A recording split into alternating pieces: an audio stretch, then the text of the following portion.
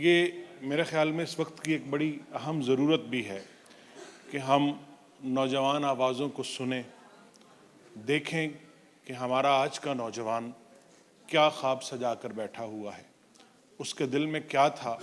اور اسے ہم نے کیا دیا ہے، اور جو کوئی کمی رہ گئی ہے وہ اسے سوچنا ہے کہ اس کمی کو اس نے کیسے پورا کرنا ہے۔ یقیناً دنیا میں کوئی چیز مکمل نہیں ہوتی۔ پاکستان جب بنا تھا تو تب بھی مسلمان ایک ابتلا میں اور ایک آزمائش میں تھے، اور اس آزمائش سے نکلنے کا حل پاکستان کے تصور کی صورت میں، پاکستان کے خیال کی صورت میں ہمارے سامنے آیا، جس کو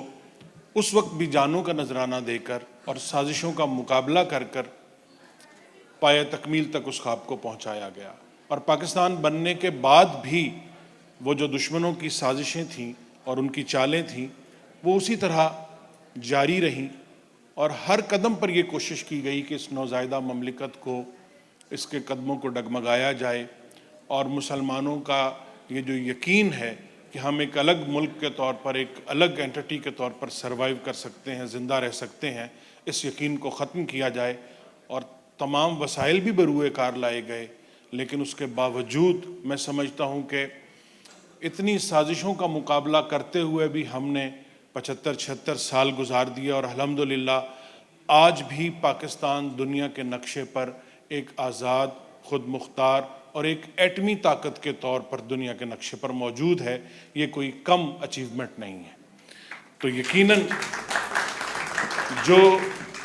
کمی رہ گئی ہے، ہر نظام میں کمی ہوتی ہے، کچھ خواب پورے نہیں ہو پاتے،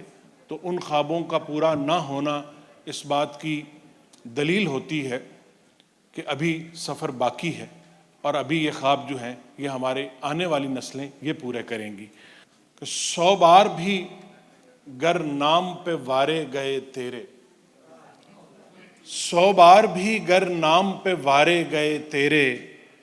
کب برز وطن قرض اتارے گئے تیرے۔ 100 بار بھی گر نام پہ وارے گئے تیرے،